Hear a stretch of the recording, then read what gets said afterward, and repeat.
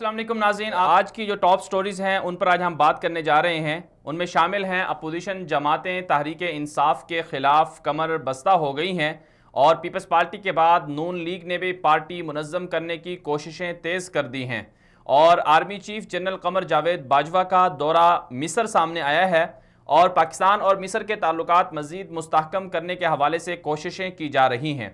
और इसके अलावा अफ़गानिस्तान में क़याम अमन के लिए पाकिस्तान का एक बहुत बड़ा कारनामा सामने आया है और दुबई में आज अमरीका अफ़गान तालिबान के दरमियान मुज़ाकरात हुए हैं और कोशिश ये की जा रही है कि इन मुज़ाकरात के ज़रिए अफ़गान जंग को ख़त्म किया जाए और पाकिस्तान ने भी इन मुज़ाकरात का खैर मकदम किया है। इसके अलावा एक और स्टोरी शामिल करेंगे। ईरानी हुकूमत में अक़रबा परवरी का खौफनाक रुझान पाया जा रहा है। ईरानी सदर हसन रूहानी का ख़ानदान ईरान के सरकारी ओहदों पर बराजमान है और ईरान में अक़रबा परवरी के ख़िलाफ़ दूसरी जानिब एहतजाज भी जारी है। इसके अलावा तुर्क वज़ीर दाखिला की पाकिस्तान आमद हुई है और वज़ीर आज़म इमरान खान को दौरा तुर्की की दावत भी दी गई है। पाकिस्तान और तुर्की के ताल्लुकात मुस्तकबिल में कैसे होंगे, इस हवाले से गौर व फिक्र भी किया जा रहा है। इसके अलावा सऊदी अरब की शूरा कौंसिल का एक बड़ा फैसला सामने आया है। अमरीकी सेनेट की करारदाद को सऊदी अरब ने रद्द कर दिया है और कहा यह जा रहा है कि सऊदी क़यादत के खिलाफ कोई बात काबिल कबूल नहीं है। सऊदी शूरा कौंसिल का ये फैसला सामने आया है। और इसके अलावा शाम में जारी खाना जंगी और अरब मुल्कों के बशार से बढ़ते ताल्लुकात के हवाले से नई गेम शुरू हो चुकी है और सुडानी सदर उमरुल बशीर का दौरा शाम जो है वो सामने आया है और बशारुल असद से मुलाकात भी की गई है और शाम के साथ ताल्लुकात बढ़ाने का सुडानी सदर ने अज़म भी किया है। इसके अलावा मज़ीद स्टोरी शामिल होंगी जिनमें हम बात करेंगे कश्मीर के हवाले से कि कश्मीर में कत्ले आम जारी है। भारतीय आर्मी चीफ ने जो धमकी दी थी कश्मीरियों को, उस हवाले से भी आपको आगाही देंगे और पाकिस्तान के वज़ीर आज़म इमरान खान साहब और इसी तरह आर्मी चीफ का जो रद्द अमल सामने आया, वज़ीर ख़ारिजा शाह महमूद कुरैशी ने भी कहा कि कश्मीरियों का कत्लेआम बंद किया जाए और आज OIC ने भी मज़म्मत की है। तो ये सारी सूरत हाल है जिस पर आपको आगाही देंगे। अगर पहले स्टोरी की बात कर ली जाए जिस पर हमने बात करनी थी कि मियाँ नवाज शरीफ साहब और मियाँ शहबाज शरीफ, इन दोनों की मुलाकात हुई है आज पार्लियामेंट हाउस में और अज़म किया गया है कि मुस्लिम लीग नून को मुनज़्ज़म किया जाएगा और अपोजिशन की जो दीगर जमातें हैं बिलखुसूस पीपल्स पार्टी, उन्होंने भी कहा है कि जैसे कि ज़रदारी का बयान सामने आया कि इमरान खान की हुकूमत चंद दिनों की हुकूमत है और ये नहीं चल सकती और फिर दूसरी तरफ से तहरीक इंसाफ के रहनुमाओं का भी रद्द अमल सामने आया है। अब सूरत हाल ये होने जा रही है कि मुस्लिम लीग नून के जो रहनुमा हैं मियाँ नवाज शरीफ साहब, उनका ये कहना है कि वो 30 दिसंबर को जो उनकी पार्टी का यौम तासीस है उसको अच्छी तरह से मनाएंगे और तमाम रहनुमा इसमें शरीक भी होंगे और नया एक हुकूमत के ख़िलाफ़ जो मनसूबा है वो सामने आएगा। तो सवाल यहाँ पर यह बनता है कि क्या वाकई तहरीक इंसाफ की हुकूमत के लिए अब बड़ा ख़तरा पैदा होने जा रहा है और जिस तरह से बयानात सामने आ रहे हैं, ख़ुद तहरीक इंसाफ के एक ज़िम्मेदार ने भी कह दिया कि ज़रदारी जो है वो सिस्टम को ख़राब करने की तरफ जा रहे हैं, उनके जो बयानात हैं। और फिर दूसरी तरफ से तहरीक इंसाफ क्या आपस में मामलात को तय करके कुछ नरम हाथ रखेगी या नहीं रखेगी, और फिर जो कारकर्दगी है तहरीक इंसाफ की बिलखुसूस मईशत के हवाले से, जिस तरह से IMF की कल शराइत भी सामने आई हैं। IMF ने भी कहा है कि टैक्स मज़ीद बढ़ाए जाएँ और वज़ीर ख़जाना असद उमर ने भी ये कहा है कि टैक्स बढ़ाए जाएंगे मज़ीद, और फिर दूसरी तरफ से महंगाई भी हो रही है। तो ये सारी सूरत हाल वो चल रही है जिससे हुकूमत को भी प्रेशर दिया जाएगा और अपोजिशन जमातें जो हैं, चूँकि उनकी गिरफ्तारियां भी हो रही हैं, तो मुमकिन है कि शायद उसमें किसी हद तक जो है नरमी का मामला भी सामने आए। अब ये तो वक्त ही बताएगा कि तहरीक इंसाफ के पास ऐसी क्या चीज़ें हैं जिनके ज़रिए से वो अपनी हुकूमत को मज़ीद ख़तरात से और अपोजिशन के दबाव से और प्रेशर से बचा सकती है। और फिर जो वज़रा हैं तहरीक इंसाफ के, उस हवाले से भी बातें की जा रही हैं कि वज़रा की जो कारकर्दगी है वो बहुत अच्छी है और कुछ वज़रा हैं जिनके सख्त बयानात से जो अपोजिशन जमातें हैं वो काफ़ी खफा नज़र भी आती हैं। तो अब इमरान खान साहब के लिए बड़ा इम्तिहान है। एक तरफ तो माशी सूरत हाल बेहतर करनी है, दूसरी तरफ से अवाम को रिलीफ भी देना है और तीसरी तरफ से अपोजिशन जमातों के जो मुश्तरका एक प्रेशर है उससे भी लड़ना है। ये तीन बड़े इम्तिहानात हैं इमरान खान साहब के लिए। और फिर चौथा बड़ा इम्तिहान ये भी है कि जो अपने वज़रा हैं उनकी कारकर्दगी को भी अच्छा बनाना है और जो सख्त बयानात हैं जिससे अपोजिशन नाराज़ होती है या अवाम में कुछ इस तरह का रद्द अमल जाता है मनफी, तो उससे भी दूर करना है। ये भी एक बड़ा इम्तिहान है। मजीद जान लेते हैं, तहरीक इंसाफ के रहनुमा हैं, इस वक्त हमारे साथ लाइन पर मौजूद हैं, मुसद्दिक घुमन साहब, और तज़कियाकार भी हैं, सहाफ़ी भी हैं। अस्सलाम वालेकुम सर, बहुत बहुत शुक्रिया आपने वक्त दिया हमें। जी अस्सलाम वालेकुम। जी सर, ये फरमाइएगा कि जो अपोजिशन जमातों की आपस में मुलाकातें सामने आ रही हैं, और आज मियां नवाज शरीफ साहब और शहबाज शरीफ साहब की भी आपस में मुलाकात हुई, और जरदारी साहब का भी जो बयानात हैं वो भी सामने आ रहे हैं तहरीक इंसाफ की मुखालफत में, तो आप क्या समझते हैं कि हुकूमत को प्रेशराइज किया जा रहा है, और हुकूमत भी प्रेशर वाकई ले रही है, या फिर क्या हुकूमत के पास ऐसा लाएअमल है जो अपोजिशन जमातों के इस तरह के बयानात या इस तरह के आपस के इत्तेहाद से निमटने के लिए अपनी कारकर्दगी को हुकूमत बेहतर बनाएगी? अभी साहब हुकूमत कोई प्रेशर नहीं ले रही और हुकूमत को प्रेशराइज होने की जरूरत भी नहीं है। उसकी वजह यह है कि अभी हुकूमत को बने अभी 3-3.5 माह हुए हैं, और इस हवाले से अगर अपोजिशन की स्ट्रेटजी अपनी वजह कर रही है तो ये बहुत ज्यादा लोग इसको पजीराई नहीं बख्शेंगे, और अवाम में ये जाना चाहते हैं। अवाम में इनकी कोई पजीराई नहीं है, इनके पास कोई फुटिंग नहीं है, कोई इनके पास बेस नहीं है, कोई जवाब नहीं है जी। और तहरीक इंसाफ की हुकूमत स्टेबल है अल्हम्दुलिल्लाह। तहरीक इंसाफ के साथ इस वक्त पाकिस्तान की अवाम है। तहरीक इंसाफ को मैंडेट मिला है इस मुल्क पे हुकूमत करने का।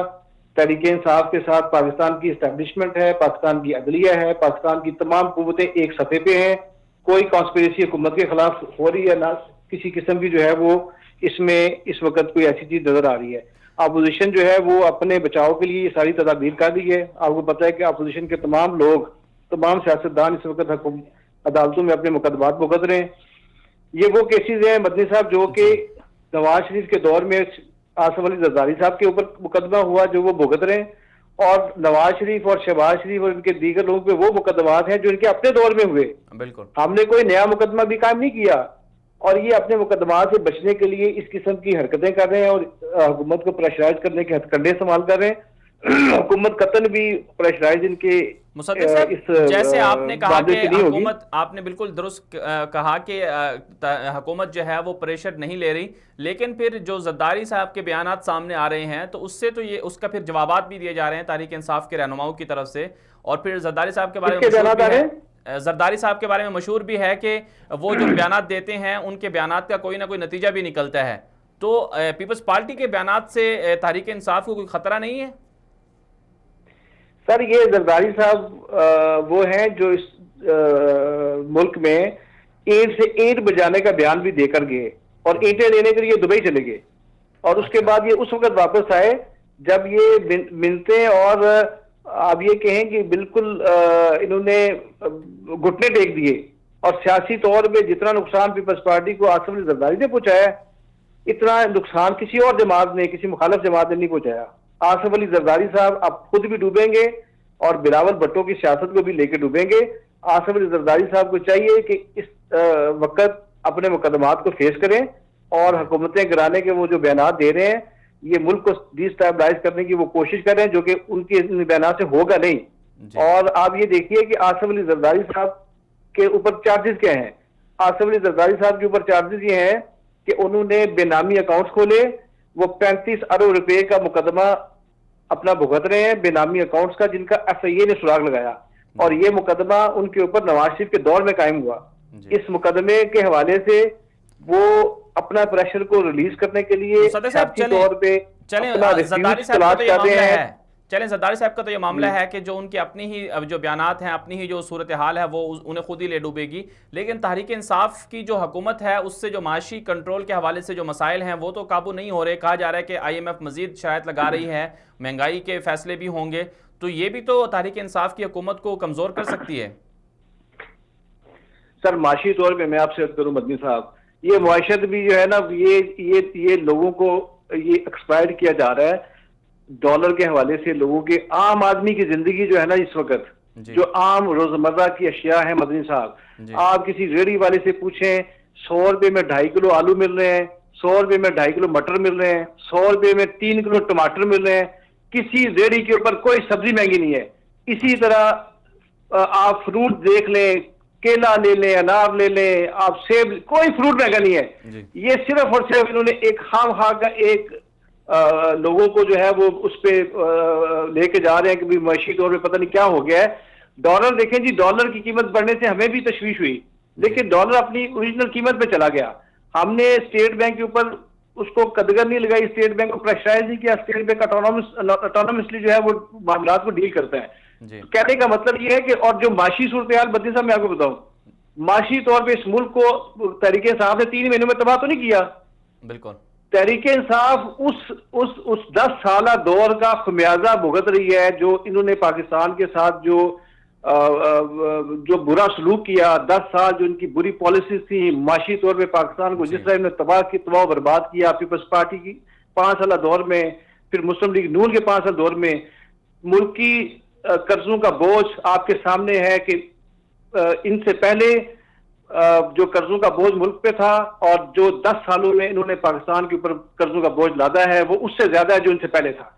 इससे आप अंदाजा लगा लें कि 14,000 से 13,000 अरब रुपए से पाकिस्तान के कर्जों का बोझ 27-28 हजार अरब रुपए पे चला गया।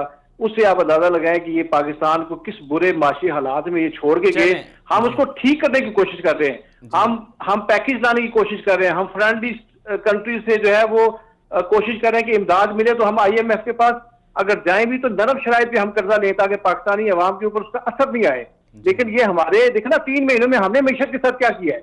खिलवाड़ तो मीशत के साथ इन्होंने किया पिछले 10 साल, मुस्लिम लीग ने किया और पीपल्स पार्टी ने किया, इस मुल्क को बर्बाद किया माशी लिहाज से। उसको हम दुरुस्त करने की सिमत में जा रहे हैं, चलें तहरीक इंसाफ दुरुस्त कर रही है, रिवाइव करने की तरफ जा रहे हैं। हाँ जी, चलें तहरीक इंसाफ दुरुस्त करने जा रही है। अब ये तो मुस्तकबिल में पता चलेगा। आपका बहुत बहुत शुक्रिया, आपने हमें वक्त दिया। ये थे हमारे साथ सीनियर तज़कियाकार जनाब मुसद्दिक घुमन साहब। आगे बढ़ेंगे, मजीद बात कर लेते हैं कश्मीर के हवाले से।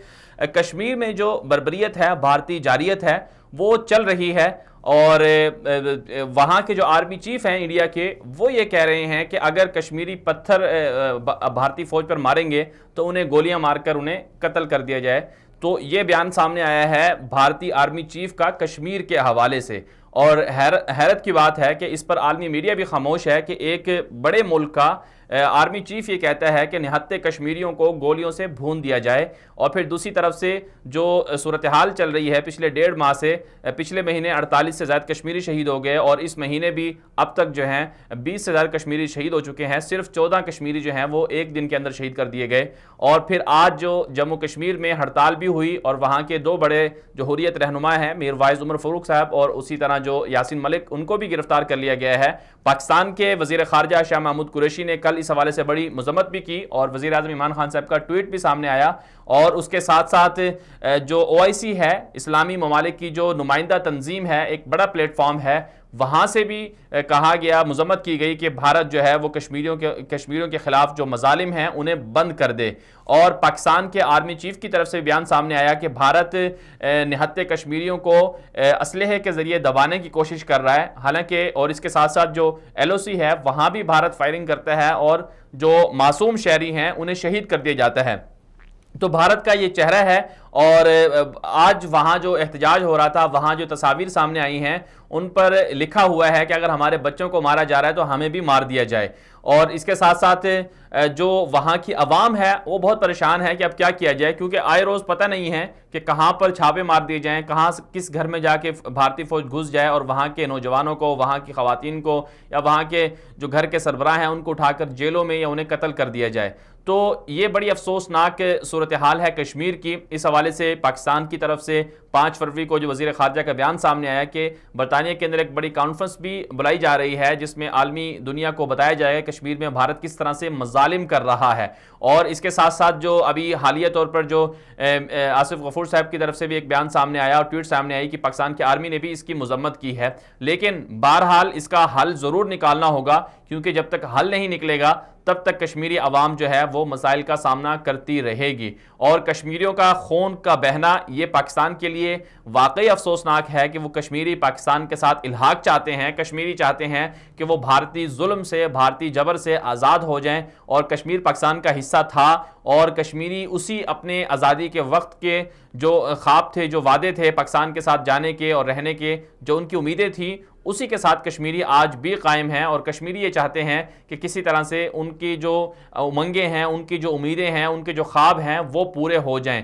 यही वजह है कि आप हर जगह जब मुजाहरे होते हैं कश्मीर में, पाकिस्तान के झंडे कश्मीरी लहराते हैं, वो अपने आप को पाकिस्तानी समझते हैं, लेकिन भारतीय काबिज फौज ने वहां पर कब्जा कर रखा है। और कब्जा भी ऐसा है कि ना वो सिर्फ कब्जा नहीं है, बल्कि वहां आए रोज लोगों को शहीद किया जाता है, लोगों को मारा जाता है। पैलेट गने दुनिया में कहीं भी शायद इस्तेमाल ना होती हों, लेकिन भारत जो है उनको इस्तेमाल करता है। मासूम छोटे छोटे बच्चे हैं जिनके चेहरों पर वो छर्रे और पैलेट गनों के जो इस असलहा है उसके जरिए से उन्हें जख्मी कर दिया जाता है, जिंदगी भर के लिए मफलूज कर दिया जाता है, नाबीना कर दिया जाता है। तो ये सूरत हाल है कश्मीर की, जो पाकिस्तान का हिस्सा है और पाकिस्तान का हिस्सा रहेगा। और वहाँ के लोग जो चाहते हैं वो भी ये पाकिस्तान से मुतालबा करते हैं कि उनके लिए पाकिस्तान कुछ करे।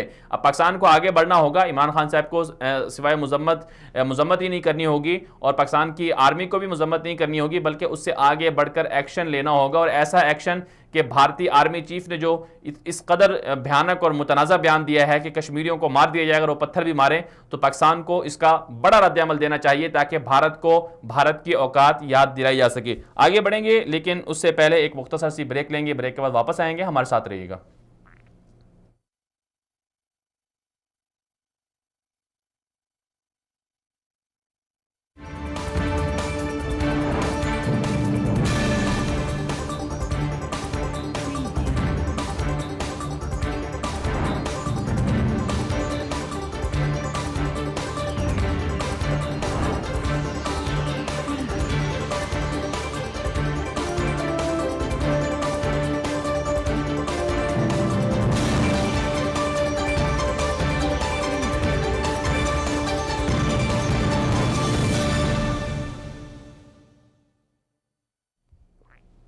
वेलकम बैक नाज़रीन। बात करेंगे आगे बढ़ते हुए मज़ीद दुबई के हवाले से बात कर लेते हैं। आज दुबई में पाकिस्तान की जो कोशिशें हैं उसके नतीजे में आज मुज़ाकरात हुए हैं अफ़गानिस्तान के हवाले से। अमरीकी वफ़द और अफ़गान वफ़द ने मुलाकात की है, और ये मुज़ाकरात का दूसरा दौर कहा जा रहा है, और तकरीबन ये तीसरी मुलाकात है जो ज़ल्मे खलीलज़ाद जो हैं वो मुलाकात की है। ज़ल्मे खलीलज़ाद ने जो तालिबान का वफ़द था, तालिबान के जो नुमाइंदे थे, उनसे मुलाकात की है। अब कहा यह जा रहा है कि अफ़गानिस्तान की जंग ख़त्म हो गई है, और पाकिस्तान ने कहा है कि मुज़ाकरात हो रहे हैं, हमारी कोशिशों से अफ़गानिस्तान में अमन कायम होने जा रहा है। पाकिस्तान की तरफ से इसका खैर मक़दम भी किया जा रहा है। वज़ीर-ए-आज़म इमरान खान साहब ने भी 3 दिन पहले कहा था अपने एक बयान में कि पाकिस्तान अब बड़ा खुश है पाकिस्तान के अफ़गानिस्तान में क़याम अमन होने जा रहा है। दूसरी तरफ से खबरें ये भी अंदर की सामने आ रही हैं कि कुछ अफ़गान तालिबान अंदर से नाराज़ हैं कि अभी मुज़ाकरात का वक्त नहीं है, अभी तो अमेरिका से जंग लड़ी जानी चाहिए। और अफ़गान तालिबान कहते हैं कि हम जंग जीते हुए हैं, क्यों हम फिर इसको टेबल यानी मेज़ पर इसको हारें। इसी हवाले से मज़ीद बात कर लेते हैं। अफ़गानिस्तान के उमूर के माहिर हैं, इस वक्त हमारे साथ लाइन पर मौजूद हैं जनाब मोहम्मद कासिम साहब।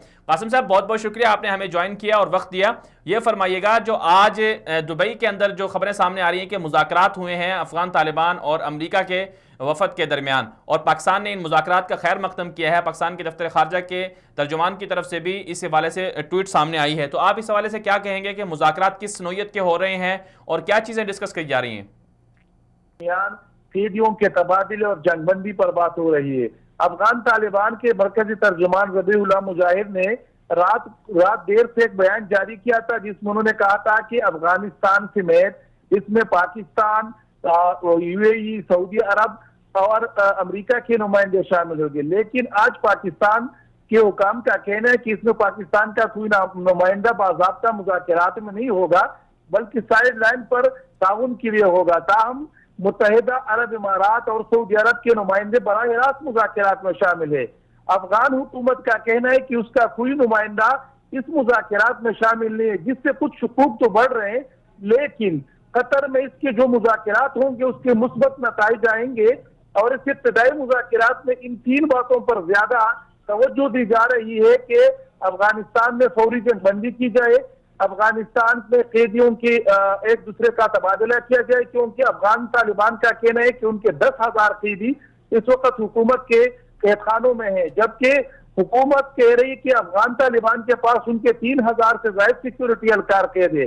ये मुज़ाकरात एक ऐसे वक्त में आ रहे हैं कि आज अफगान इलेक्शन कमीशन ने ये ऐलान किया है कि 20 अप्रैल को सदारती इंतखाबात मुनक्किद होंगे और आइंदा हफ्ते से इस सदारती इंतखाबात के लिए उम्मीदवार की रजिस्ट्रेशन शुरू हो जाएगी। लिहाजा इस ऐलान से इस मुज़ाकरात पर असरात पड़ने का खदशा है।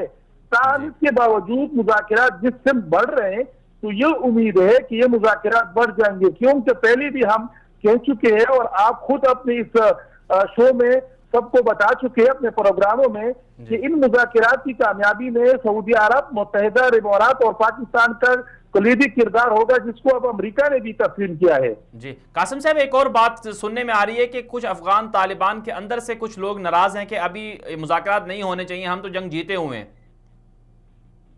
अफगान तालिबान की जो जंगी कमांडर है उनका ये मौक़िफ़ है कि हम सुन के ये जंग मेज पर नहीं हारना चाहते। वो असल में यही सोच रहे कि सियासी अमल में उनका कितना हिस्सा होगा, क्योंकि बाज़ अफगान तालिबान जो मुसलसल 17 सालों से फील्ड में है और लड़ाई लड़ रहे हैं और उन्होंने हजारों लोगों को तरबियत दी है, उनका मौक़िफ़ ये है कि अगर फौरी जंगबंदी या फौरी मुआहिदा हो जाता है तो उन जंगजूओं को किस तरह डिसमेंटल किया जाएगा, उनकी असला किस तरह वापस लिया जाएगा और उनको इस बात पर किस तरह राजी किया जाएगा कि अफगान हुकूमत के साथ मिलकर, अफगान सियासी लोगों के साथ मिलकर और अमेरिका के साथ मिलकर हम हुकूमत कर रहे हैं। क्योंकि असल मसला इनके पास यही है कि इनको इन हजारों जमजूम को जो उन्हें बता रहे थे उनको कि जमहूरी निजाम कुफर है, अब इनको जमहूरी निजाम पर एक सियासी अमल में आमादा करने के लिए उनको 1 साल से जायद का अरसा चाहिए।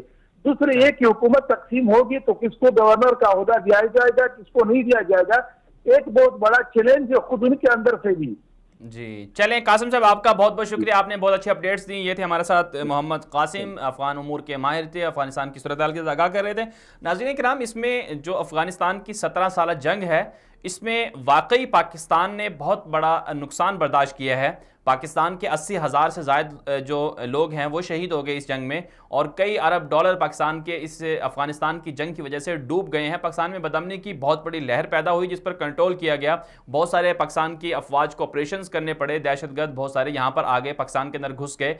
लेकिन दूसरी तरफ से अफगानिस्तान के अंदर इस जंग से अमेरिका ने अपने मफादात तो हासिल किए ही हैं और नुकसानात भी बहुत ज़्यादा बर्दाश्त किए। अमेरिका ने नुकसानात भी उठाए, कई हज़ार फौजी भी मरवा दिए अपने, और उसके साथ साथ जो एक खित्ते के अंदर बदअमनी की सूरत हाल है उसमें 2 जो बड़े मुल्क हैं खित्ते के, एक इंडिया और दूसरा ईरान, उनको भी अफगानिस्तान पर कंट्रोल करने का मौका फराहम किया है इस जंग से अमेरिका ने। यही वजह है कि आज अफगानिस्तान के अंदर ईरान का और इंडिया का बहुत बड़ा किरदार है, बहुत बड़ी वहाँ पर मुदाखलत है, बहुत ज़्यादा उनका असर और रसूख ज़्यादा है।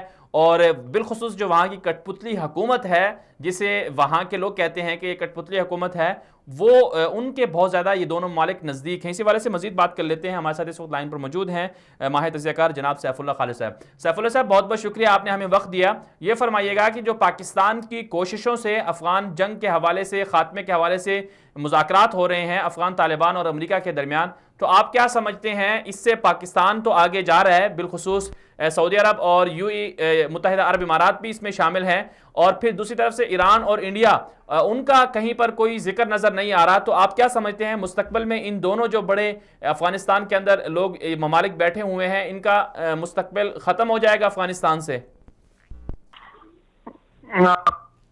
साहब बहुत शुक्रिया आपका जी। सवाल किया वो बिल्कुल इस वक्त वैलिड है, और ये पहली मर्तबा नहीं हो रहा कि इंडिया साइडलाइन हो गया है और ईरान साइडलाइन हो गया है, बल्कि सोवियत यूनियन के खिलाफ जब जंग चल रही थी मुजाहिदीन की, तो उस वक्त भी जब सेटलमेंट का मौका आया तो राजीव गांधी ने खुद जनरल ज़िया मरहूम को फोन किया और पूछा कि इंडिया का क्या किरदार होगा इन मुज़ाकरात में। तो जनरल ज़िया ने उसे ये कहा था कि अफगानिस्तान के साथ जितनी मोहब्बत, हमदर्दी और जितना मामला इंडिया का माजी में रहा है उसी के मुताबिक उसका वो होगा, किरदार होगा, यानी कोई किरदार नहीं है जी। आप खामोशी से बैठे, आपका क्या ताल्लुक।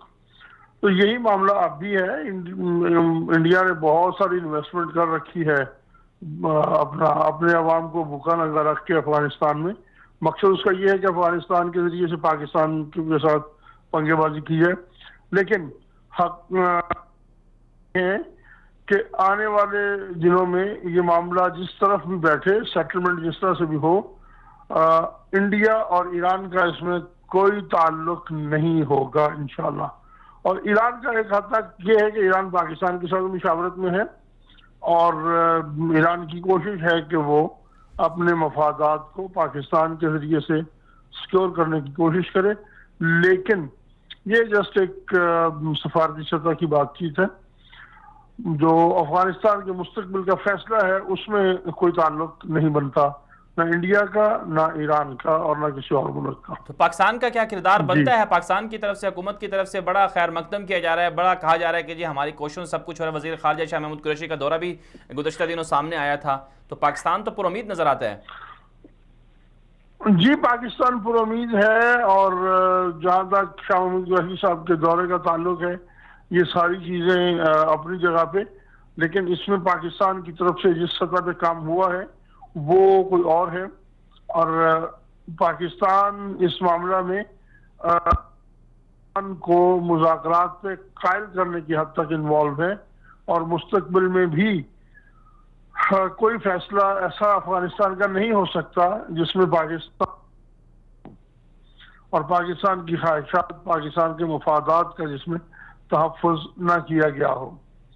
तो पाकिस्तान ने तालिबान को कायल किया है कि वो बातचीत के लिए आए, ये पाकिस्तान की कामयाबी है और यही जो पाकिस्तान का किरदार है वो दुनिया को पाकिस्तान की तरफ देखने पे मजबूर करता है कि पाकिस्तान के मामलात में असर रसूख भी है। पाकिस्तान ये चाहता है कि अफगानिस्तान में अमन हो, लेकिन वो उस कीमत पर अमन नहीं चाहता अफगानिस्तान का कि पाकिस्तान के अंदर मामला खराब हो जाए, क्योंकि ये बात तय है कि अमरीकी अब अफगानिस्तान से भागना चाहते हैं जी। और ये वो वैसी ही सिचुएशन है जैसे 88 में जाके रशिया की हो गई थी कि उन्होंने कहा कि आप हमारे साथ मुआहदा करें या ना करें, हम अफगानिस्तान से भाग जाएंगे। इस वक्त पाकिस्तान का मफाद भी इसी में है कि अमरीकी उस तरह से रास्ता तोड़ा के भागने की कोशिश ना करें, किसी सेटलमेंट के साथ, मुआहदे के साथ इंतकाल इक़्तिदार करते हुए अपनी जिम्मेदारियां पूरी करें और जो गंद इस खित्ते में अमरीकियों ने मचा रखा है वो अमरीकी ही समेटे। ऐसा ना हो कि अमरीकी यहाँ से अचानक भाग खड़े हो और सारा जंग समेटने की जिम्मेदारी लेकिन ये बात पाकिस्तान की आएगी, पाकिस्तान पड़ोसी है। चलें सैफुल्लाह साहब, आपका बहुत बहुत शुक्रिया, आपने बहुत अच्छी गुफ्तगू की। ये थे हमारे साथ सैफुल्लाह खालिद साहब। नाज़रीन किराम, आगे बढ़ेंगे लेकिन उससे पहले एक मुख्तसर सी ब्रेक लेंगे, ब्रेक के बाद वापस आएंगे, हमारे साथ रहिएगा।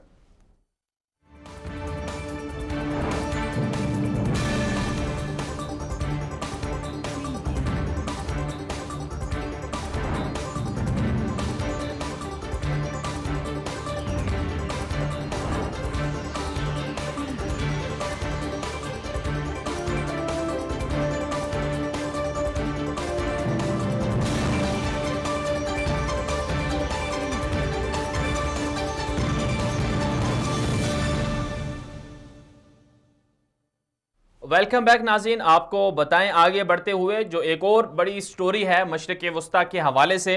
शाम के अंदर आपको मालूम है कि 2011 से खाना जंगी चल रही है और तकरीबन 60 लाख से ज़ायद जो शामी लोग हैं वो शाम से निकाल दिए गए और 10 लाख से ज़ायद शामियों को कत्ल कर दिया गया, शहीद कर दिया गया, जाँ बहक हो गए और पता नहीं कितने जिनकी तादाद शुमार नहीं की जा सकती ज़ख्मी हो गए और कई तो बेचारे माजूर भी हो गए। और इस सारे अरसे में 7 साढ़े 7 साल का अरसा गुजर चुका है। बशार उल असद, जिसे डिक्टेटर कहती है दुनिया और जिसे शामी अवाम का कातिल भी कहा जाता है, बशार उल असद से मुलाकात सामने आई है और वो भी एक अरब मुल्क की सामने आई है। और अरब मुल्क के सरबराह हैं, अरब मुल्क जिसका नाम लिया जा रहा है वो सूडान है। सूडान के सदर कल इतवार वाले दिन एक ऐसे दौरे पर पहुंचे जिसका पहले से कोई ऐलान नहीं था, पहले मीडिया में किसी को खबर नहीं थी। अचानक वो दौरा कहा जा रहा है, मीडिया में जो कहा जा रहा है कि वो अचानक दौरा सामने आया है। और सदर जो उमर अल बशीर हैं, सूडान के बड़े अरसे से सदर हैं, कई सालों से सदर हैं, वो बशार उल असद से उनकी मुलाकात सामने आई है। वो शाम में गए हैं, बशार उल असद से उन्होंने मुलाकात की है और कहा जा रहा है कि 2011 के बाद ये जब से खाना जंगी शुरू हुई है शाम के अंदर, उस वक्त से लेकर अब तक ये किसी भी अरब मुल्क के सरबराह का पहला दौरा है। यानी कि 7.5 साल के अरसे में अरब मुल्कों ने शाम के साथ ताल्लुकात ख़त्म किए हुए थे, अरब ममालिक बिलखुसूस खलीजी ममालिक ये समझते हैं कि बशारुल असद की जो हुकूमत है वो ठीक नहीं है और बशारुल असद ने अवाम पर जुल्म किया है, उसे ख़त्म होना चाहिए और जो जराइम हैं उन जराइम की वजह से बशर अल असद को हटाया जाए। ये खलीजी ममालिक का मौक़िफ़ शुरू से रहा है। लेकिन अब जो सूडान एक बड़ा मुल्क है, अफ्रीका का अगरचे मुल्क है, मिस्र के साथ लगता है, लेकिन खलीजी ममालिक से सूडान के बहुत अच्छे ताल्लुकात हैं। सूडान का जो सदर है उनकी मुलाकात सामने आई है बशारुल असद के साथ और उन्होंने कहा है कि ताल्लुकात जो हैं सूडान शाम के साथ अच्छे करेगा। और फिर हैरत की बात यह है कि दुनिया ने कज़ाफ़ी को मार दिया, हुस्नी मुबारक को हटा दिया और ट्यूनिस के जो सदर थे जो उनको हटा दिया। तो ये सारी सूरत हाल दुनिया कर चुकी है और उसमें तमाम आलमी ताकतें मुलव्वस थीं और तमाम आलमी ताकतों का इसमें हाथ था। लेकिन दूसरी तरफ से शाम का मामला है, इतने लाख लोग मारे गए हैं और इतने लाख लोग जो हैं वो ज़ख्मी हुए हैं और हिजरत का जो बड़ा सबसे ज़्यादा तारीख का एक जिसे कह सकते हैं कि बहुत बड़ा एक सानिया सामने आया कि लाखों लोग जो हैं वो शाम से दरबदर हो गए, वहाँ की इमारतें खंडर बन गई। फिर शाम के साथ जो शाम का बशार अल असद का सबसे बड़ा हलीफ है ईरान, उसका जो किरदार है शाम के अंदर वो भी दुनिया के सामने है कि किस तरह से ईरान की जो मलेशिया हैं वो वहाँ शाम के अंदर सरगर्म रहीं, कई लोगों को मारा, वहाँ की ज़मीनें भी उन्होंने ख़रीदी और वहाँ के बाज़ारों पर भी कब्ज़ा किया गया। तो ये सारी सूरत हाल शाम के अंदर रही और बशार अल असद का जो सबसे बड़ा हलीफ ईरान भी रहा, फिर रूस ने भी बशार अल असद की मदद की। अब वहाँ पर एक अरब मुल्क के सरबरा यानी उमर अल बशीर सूडान के सदर जाते हैं और फिर वहाँ से मुलाकात करते हैं उनसे, ये पहली मुलाकात है। अब सवाल यहाँ पर ये जन्म लेता है, क्या अरब ममालिक इस बात पर मुत्तफिक हो गए हैं कि बशार अल असद की हुकूमत बाकी रहे और उनके साथ मामलात मुज़ाकरात के ज़रिए तय किए जाएँ? फिर ये भी बड़ा सवाल है कि बशार अल असद के पीछे इतनी बड़ी कौन सी ताकत है कि जिसकी वजह से उसे हटाया नहीं जा सका, और फिर जो वहाँ से जो लोग बेचारे मारे गए या शहीद हो गए उनका क्या कसूर था, उनको जो जिन्होंने मारा है उनसे कब हिसाब लिया जाएगा, बिलखुसूस बशार से। और फिर मुस्तकबिल में खाना जंगी क्या मुस्तकिल तौर पर ख़त्म हो जाएगी या नहीं होगी? ये वो सवालात हैं जिन पर आज इंटरनेशनल मीडिया बहस कर रहा है और जो हमारे ज़राए हैं वो ये कहते हैं कि आने वाले दिनों में ये मुज़ाकरात इस तरफ जा रहे हैं, जो सूरत हाल इस तरफ जा रही है कि बशार अल असद को किसी हद तक कबूल किया जाएगा या उनके किरदार को, सियासी किरदार को कम कर दिया जाएगा, या फिर वहाँ की जो सियासी जमातें हैं, दीगर अपोजिशन जो मुतहारिब या जो लड़ रही हैं बशार के खिलाफ, उनको कायल किया जाएगा कि वो भी हुकूमत का हिस्सा बन जाएं। लेकिन बहरहाल जो वहाँ की शामी अवाम है उनका जो नुकसान हुआ है उसका खुमियाजा, उसका जो हिसाब है वो देना ज़रूर है, वो ज़रूर लेना चाहिए। बहरहाल आगे बढ़ेंगे, मज़ीद बात कर लेते हैं। तुर्की के वज़ीर दाखिला का दौरा पाकिस्तान सामने आया है और तुर्की के वज़ीर दाखिला पहली मरतबा पाकिस्तान के दौरे पर आए हैं जब से इमरान खान साहब की हुकूमत बनी है। और इस हुकूमत के दौरान इस हुकूमत जो नई हुकूमत बनी है इमरान खान साहब की, इसमें उन्होंने वज़ीर आज़म इमरान खान साहब से मुलाकात भी की है। वज़ीर दाखिला जो वज़ीर ममलिकत दरा दाखिला हैं शहरयार अफरीदी और दीगर भी मौजूद थे और वज़ीर आज़म को कहा गया है कि वो तुर्की का दौरा करें। मज़ीद बात कर लेते हैं। तुर्की से इस वक्त हमारे साथ लाइन पर मौजूद हैं जनाब महमूद उस्मान ओगलो साहब, वहाँ के सीनियर सहाफ़ी हैं। अस्सलाम वालेकुम सर, बहुत बहुत शुक्रिया आपने वक्त दिया हमें। जी सर ये फरमाइएगा जी सर ये फरमाइएगा कि जो वज़ीर दाखिला हैं तुर्की के वो आज पाकिस्तान में आए हैं, तो आप क्या समझते हैं कि तुर्की और दौरे की दावत भी दी गई है वज़ीर दाखिला, तुर्की के वज़ीर दाखिला की तरफ से पाकिस्तान के वज़ीर आज़म इमरान खान साहब को, तो आप क्या समझते हैं कि तुर्की पाकिस्तान के साथ ताल्लुकात को मज़ीद फ़रोग़ देना चाहता है? ये तो ताल्लुकात खासी अच्छा है, लेकिन उसको और भी बेहतर बनाना है। तो इसी किस्म के आना जाना इसी ताल्लुकात को बेहतर और कवीतर करने के लिए एक वसीला बन सकता है। तो दोनों तरफ इसी चीज को करना चाहता है। जी, तो इसमें आप क्या समझते हैं कि वज़ीर आज़म इमरान खान साहब को दौरे की दावत तो दी गई है तुर्की की, तो क्या वज़ीर आज़म इमरान खान साहब अब तुर्की जा रहे हैं? ये दोनों को आना जाना चाहिए। एर्दोगान साहिब को पाकिस्तान की दौरे करना चाहिए और इमरान खान साहिब को भी तुर्की की दौरे करना चाहिए। ये ज़रूरी है क्योंकि हमारा तारीखी ताल्लुकात है, तो इसको कविता बनाना चाहिए। तन्हा इसी लेवल पर कवी बनाना चाहिए। लोगों तक पे तुर्की पाकिस्तान ताल्लुकात को अच्छा बनाना चाहिए। तो हम तुर्की हुकूमत और लोग के तरफ से बहुत बड़ा खुशामद होगा इमरान खान साहब के लिए, क्योंकि एक नया हुकूमत है। तो उनकी तुर्की में आना और एर्दोगान साहब को पाकिस्तान में जाना तो खुश आयन चीज़ है, तो ये होना चाहिए। किन चीज़ों में ताल्लुकात अच्छे मजीद हो सकते हैं? यानी आप समझते हैं कि चूंकि इससे पहले मियां नवाज शरीफ की हुकूमत थी और नवाज शरीफ दौर में जो वहाँ के तुर्क हुकूमत के अहदेदार हैं उनसे बड़े अच्छे ताल्लुकात हैं, अब इमरान खान साहब नए हैं तुर्की के लिए, तो आप क्या समझते हैं कि किन चीज़ों में दोनों ममालिक को एक दूसरे के साथ ताल्लुकात को अच्छा करना चाहिए? ये ताल्लुकात तो शख्सों पर कायद नहीं, नवाज साहिब के ज़माने में भी और उनसे पहले भी, पाकिस्तान के एस्टेब्लिशमेंट की बात पे और उससे पहले भी हमारे ताल्लुकात था। कोई हुकूमत या कोई अशखास दोनों तरफ में हो, तुर्की और पाकिस्तान की ताल्लुकात अच्छा होता है। ये पाकिस्तान की तहसीस इस तरफ ऐसा आया और इसकी बात पे ऐसा जाएगा। तो नया हुकूमत, पाकिस्तान की नया हुकूमत को भी तुर्की के जो ऑफिशियल्स हैं उनके साथ बैठकर ताल्लुकात को कैसा बढ़ाना होगा, उस सिलसिले में बातचीत करना होगा। लेकिन मेरा समझ में ये है कि ऑफिशियल लेवल पर ताल्लुकात अच्छा है और भी अच्छा बनाया जा सकता है, और लोगों की तरफ से भी ये ताल्लुकात को अच्छा बनाना चाहिए। और अगर आप देख लेंगे तुर्की और पाकिस्तान की वो ट्रेड जो है जितना ज्यादा नहीं, तो इकोनॉमिक लेवल पर भी इसको कड़ी बनाना चाहिए, डिप्लोमेटिक तौर पर भी और दुनिया के दूसरा फोरम में भी पाकिस्तान और तुर्की को एक साथ इकट्ठा होकर काम करना है।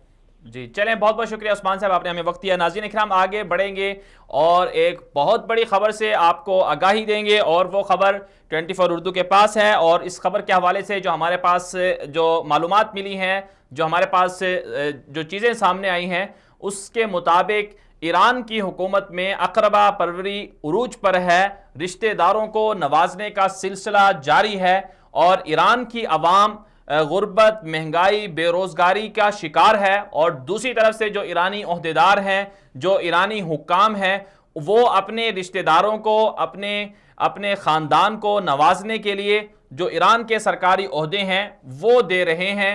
आज की जो बड़ी खबर सामने आई, जो आज से जो हमारे पास सामने आई है, वो है ईरानी सदर हसन रूहानी का जो ख़ानदान है वो ईरान के जो सरकारी इदारे हैं उन पर काबिज है। ईरानी सदर हसन रूहानी जो पिछले 5.5 साल से तकरीबन ईरान के सदर हैं और 1990 से पहले से वो सियासत के अंदर किसी हद तक आ गए थे, लेकिन 2013 के बाद ईरानी सदर हसन रूहानी जो हैं वो सियासत में आए, बाकायदा सदर बने। और फिर ईरानी सदर हसन रूहानी जो सदर बने हैं, उनके आने के बाद उनके ख़ानदान को नवाजने का सिलसिला जारी है।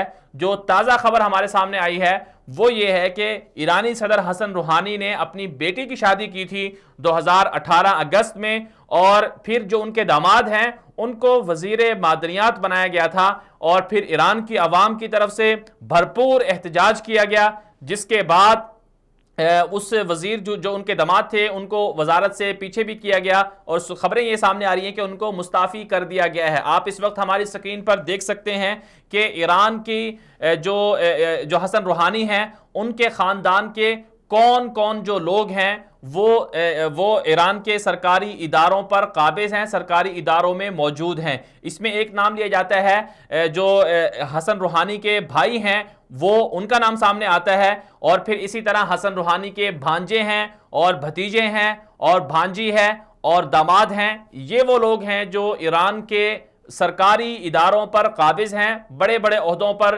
काबिज हैं, और इनकी वजह से, जबकि दूसरी तरफ से ईरान की जो सदर हसन रूहानी हैं उनके अपने बयानात सामने आ चुके हैं कि वो अवाम को हुक्मरानी देने चाहते हैं। जो पार्लियामेंट है उनकी वो अवामी पार्लियामेंट है, और अवाम ही के जो नुमाइंदे हैं, अवाम ही में से लोग आए हुए हैं जो ईरान के निज़ाम हुकूमत को चला रहे हैं। लेकिन ऐसा नहीं है। जिस तरह से दीगर मुल्कों में बहुत सारे मुल्क ऐसे हैं जहां पर मौरूसी सियासत है, वहीं वैसी ही सियासत जो है वो ईरान में भी है। और जो सोशल मीडिया पर रद्द-ए-अमल सामने आ रहा है, ईरान के जो लोग हैं, जो नौजवान हैं, सोशल मीडिया पर, ट्विटर पर ये कह रहे हैं, जिस तरह से ट्रंप अपने दामाद को नवाज रहे हैं, इसी तरह से हसन रूहानी भी अपने दामाद को नवाज रहे हैं। हसन रूहानी ने अपने दामाद को चंद दिन पहले मुआविन वजीर मादनियात बनाया था, लेकिन अवामी एहतजाज पर जो खबरें सामने आ रही हैं, कुछ जराए से कहा जा रहा है कि उन्हें मुस्ताफी कर दिया गया है। दूसरी तरफ से ईरानी जो अवाम है वो ये कह रही है कि निज़ाम हुकूमत से मौरूसी सियासत का खात्मा कब होगा और ईरानी अवाम को कब यह हक मिलेगा कि वो ईरान का निज़ाम हुकूमत खुद अपनी मर्जी से, अपने मशवरे से, अपनी तजावीज़ से चलाएं। तो ये ईरान का एक चेहरा है हसन रूहानी, जो वहां के सदर हैं और जिनका असल नाम हसन फरीदो बताया जाता है, रूहानी उनका लक़ब है। वो ईरान के सदर हैं 5.5 साल से, और उनके खानदान के तकरीबन 10 के करीब जो लोग हैं, बल्कि इससे भी ज्यादा हो सकते हैं, जो मालूमात दस्तयाब हुई उनके मुताबिक 8 से 10 के करीब लोग अभी भी ईरान के बड़े बड़े सरकारी ओहदों पर बराजमान हैं। और दूसरी तरफ से दावा यह किया जाता है कि ईरान की हुकूमत जमहूरी हुकूमत है, अवाम मुंतखब करती है। हालांकि ऐसा नहीं है। अवाम में से बहुत से लोग हैं जो टैलेंटेड हैं और जिनको ओहदों पर आना चाहिए, लेकिन उन्हें वो ओहदे नहीं दिए जा रहे। बहरहाल आगे बढ़ेंगे, मजीद बात कर लेते हैं। आर्मी चीफ जनरल बाजवा का दौरा मिस्र सामने आया है। पाक मिस्र ताल्लुकात के हवाले से इसे एक मस्बत पेशरफ्त करार दिया जा रहा है। और जनरल कमर जावेद बाजवा का जो इस्तकबाल किया गया है मिस्र के अंदर, वो वहाँ के आर्मी चीफ ने किया, गार्ड ऑफ ऑनर भी दिया गया। और उसके साथ साथ आर्मी चीफ को जो शेखुल अज़हर हैं, जामिया अज़हर के जो जिम्मेदार हैं, जिनका बड़ा रुतबा है और जो मिस्र के मुफ्ती आज़म भी एक तरह से कहलाते हैं, उन्होंने भी आर्मी चीफ से मुलाकात की। और दीगर जो दिफाई ओहदेदार थे मिस्र के, उन्होंने भी पाकिस्तान के आर्मी चीफ से मुलाकात की और उनका इस्तकबाल भी किया। और बिलखुसूस जो बातें सामने आ रही हैं कि जो शेखुल अज़हर हैं, उन्होंने ये कहा है कि पाकिस्तान ने दहशतगर्दी के खिलाफ काबू पाने में बड़ी कोशिश की है। और पाकिस्तान की तरफ से जो दहशतगर्दी के खिलाफ एक इज्तिमाई फतवा सामने आया था, उसे भी सराहा गया है। और इसके साथ साथ पाकिस्तान के साथ मिस्र के ताल्लुकात को मज़ीद अच्छे करने के लिए, मज़ीद बेहतर करने के लिए दोनों ममालिक ने एक दूसरे के साथ कुछ चीज़ें भी शेयर की हैं। और जो पाकिस्तान के ISPR की तरफ से बयान जारी हुआ, उसमें यह कहा गया था कि पाकिस्तान के army chief general Qamar Javed Bajwa वहाँ पर किसी ख़ास दौरे के तहत गए हैं, जो फ़ौजी मशक़ें हैं, और उस हवाले से वहाँ पर गए हैं और वहाँ के ओहदेदारों से मुलाकातें भी हुई हैं। नाज़रीन किराम, यहाँ पर एक दिलचस्प बात यह है कि जो मिस्र के साथ पाकिस्तान के कुछ मुआहिदा भी है, जिसमें पाकिस्तान की जो अकेडमियाँ हैं, फ़ौजी अकेडमियाँ हैं, वहाँ पर जो मिस्री नौजवान होते हैं, मिस्री फ़ौजी होते हैं, उनको ट्रेनिंग दी जाती है। और मिस्र चूंकि अफ्रीका का मुल्क है गरचे, लेकिन आलम अरब का एक बहुत बड़ा मुल्क है। पाकिस्तान की अवाम भी मिस्र की अवाम से मोहब्बत करती है और मिस्र की अवाम भी पाकिस्तान से मोहब्बत करती है। तो ये दोनों ममालिक एक दूसरे के करीब आना और ताल्लुकात को अच्छा करना और दिफाई एतबार से एक दूसरे के साथ ताउन करना, ये बहुत बड़ी एक पेशरफ्त है। आगे बढ़ेंगे, मजीद बात कर लेते हैं। एक और स्टोरी है सऊदी अरब से। सऊदी अरब ने अमरीकी सेनेट की करारदाद मुस्तरद कर दी है। सऊदी अरब की शूरा कौंसिल की तरफ से बयान सामने आया है कि सऊदी अरब के जो वली अहद हैं मोहम्मद बिन सलमान, उनके हवाले से बातचीत की गई थी, उनके खिलाफ एक करारदाद पेश की गई थी अमरीकी सेनेट के अंदर कि उन्हें जिम्मेदार करार दिया गया था कि जो सऊदी सहाफ़ी का कत्ल हुआ था उसका, और उस हवाले से कहा गया था कि मोहम्मद बिन सलमान जिम्मेदार हैं। लेकिन सऊदी शूरा ने कहा कि ये उनके अंदरूनी मामलात में दखल अंदाजी है, इसे वो रद्द करते हैं और अमरीका को और अमरीकी सेनेट को बाखबर किया है सऊदी अरब की तरफ से। और वजीर जो दाखिला हैं, वजीर खारजा जो हैं आदिल अल जुबैर, उनकी तरफ से बयान सामने आया कि उनकी जो क़यादत है, सऊदी क़यादत जो उनके लिए रेड लाइन की हैसियत रखती है, उस हवाले से किसी भी मुल्क की कोई भी बात काबिल कबूल नहीं होगी। और कोई भी मुल्क अगर उनके खिलाफ इस तरह की बातें करता है, सऊदी क़यादत के खिलाफ इस तरह की बातें करता है, तो वो उनके अंदरूनी मामलात में दखल अंदाजी है। ये बयान सामने आया है आज सऊदी शूरा कौंसिल के जो, चूंकि सऊदी अरब के अंदर एक जो शूरा कौंसिल है उसे पार्लियामेंट की हैसियत हासिल है और उसमें तमाम बड़े बड़े जो जिम्मेदार हैं वो शामिल होते हैं। उन्होंने मुत्तफिका तौर पर एक करारदाद जो एक बयान सामने दिया और मजम्मत की जो अमरीकी सेनेट के अंदर एक करारदाद पेश हुई थी, जिसमें सऊदी क़यादत को निशाना बनाया गया था और सऊदी अरब के साथ जो ताल्लुकात के हवाले से कहा गया था कि ताल्लुकात पर नजरसानी की जाए और ताल्लुकात को ख़त्म किया जाए, असले की तिजारत या दीगर जो तैयार ताल्लुकात हैं उन्हें ख़त्म किया जाए। इस हवाले से सऊदी अरब की शूरा कौंसिल ने अमरीकी सेनेट की करारदाद को मुस्तरद करते हुए कहा कि वो अदल और इंसाफ के मुताबिक अपने मामला चला रहे हैं और जो केस सामने हुआ जिस हवाले से उन पर प्रेशर है वो इसमें मुकम्मल अदल और इंसाफ के साथ जो है वो आगे बढ़ रहे हैं। बहरहाल आगे बढ़ेंगे, एक और आखिरी स्टोरी हमारे पास है और ये भी सऊदी अरब से है। सऊदी अरब में कफीलों के हवाले से कहा जाता है कि कफीलों का रवैया अमूमी तौर पर अच्छा नहीं होता है। जो सऊदी अरब में लोग आते हैं बैरूनी दुनिया से काम करने के लिए, उनका ये बहुत बड़ा एक हर जो मुकीम होता है बैरूनी दुनिया से आने वाला जो सऊदी अरब में काम करता है, सऊदी अरब में रहता है, वो ये कहता है कफीलों से शिकवा कुना होता है, उन्हें शिकवे होते हैं, शिकायतें होती हैं। और अमूमी तौर पर ऐसा भी होता है कि जो कफील होते हैं बहुत दफ़ा ऐसा होता है कि जो अपने मकफूलीन होते हैं, जो जिनको उन्होंने कफालत में रखा होता है या जो जिनके मातहत वो रहकर काम करते हैं, उन पर कुछ इस तरह के मामलात भी होते हैं जिन्हें जुल्म का नाम भी दिया जाता है। लेकिन ये एक वीडियो सामने आई है जो सऊदी अरब के सोशल मीडिया पर वायरल हुई है। इस वीडियो में आप देख सकते हैं कि ये शख्स है जिसका नाम कहा जा रहा है कि ये एशिया के किसी मुल्क से है और ये शख्स सऊदी अरब के अंदर काम करता था और इनका एक कफील था और ये दो शख्स हैं। वीडियो में शायद आप एक शख्स देख रहे हैं लेकिन इनके साथ एक और भी हैं और ये शख्स सऊदी अरब के अंदर काम करने के लिए आए हुए थे और इनके जो कफील थे वो इनके साथ अच्छा सलूक करते थे, अच्छा बर्ताव करते थे, जिसकी वजह से ये फिर बाद में ऐसा हुआ कि जो सऊदी कफील जो इस शख्स का जो कफील था सऊदी, वो फौत हो गया, दुनिया से चला गया। तो अब इस शख्स ने ये अपना मामूल बनाया हुआ है कि हर जुमे को वो अपने कफील की कब्र पर जाते हैं, वहाँ जाकर कुरान पाक पढ़ते हैं, उनके लिए मगफिरत की दुआ करते हैं और सोशल मीडिया पर यह कहा जा रहा है कि अगर आप किसी के साथ अच्छाई करेंगे, किसी के साथ अच्छा सलूक करेंगे तो आपके मरने के बाद आपको अच्छे लफ्ज़ों में याद रखा जाएगा और उसका सिला आपको अच्छा दिया जाएगा।